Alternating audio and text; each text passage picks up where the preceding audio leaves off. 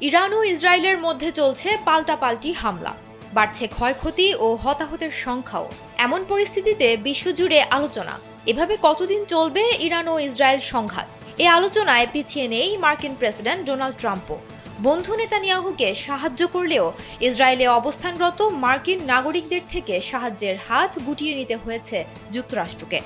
গেল সোমবার দূতাবাসের পক্ষ থেকে বলা হয়েছে, বর্তমান যুদ্ধ পরিস্থিতিতে যেসব নাগরিক ইসরায়েলে বসবাস করছেন তাদেরকে আপাতত নিজেদের সুরক্ষার ব্যবস্থা নিজেদেরকেই করতে হবে, কেননা ইসরায়েলে অবস্থানরত মার্কিন নাগরিকদের নিরাপদ স্থানে সরিয়ে নিতে কিংবা যুক্তরাষ্ট্রে ফিরে যেতে কোনো প্রকার সহযোগিতা করার অবস্থা নেই সেখানে অবস্থিত মার্কিন দূতাবাসের।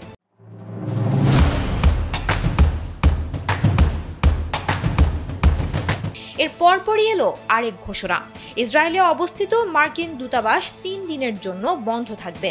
সিএনএন এর প্রতিবেদনে জানা যায়, বর্তমান নিরাপত্তা পরিস্থিতি এবং ইরান ইসরায়েল সংঘাতের ফলে পরবর্তী নির্দেশ না দেওয়া পর্যন্ত সরকারি সব মার্কিন কর্মকর্তা এবং তাদের পরিবারের সদস্যরা যেন নিজেদের বাসস্থানের ভেতরে অথবা কাছাকাছি নিরাপদ স্থানে আশ্রয় নেন।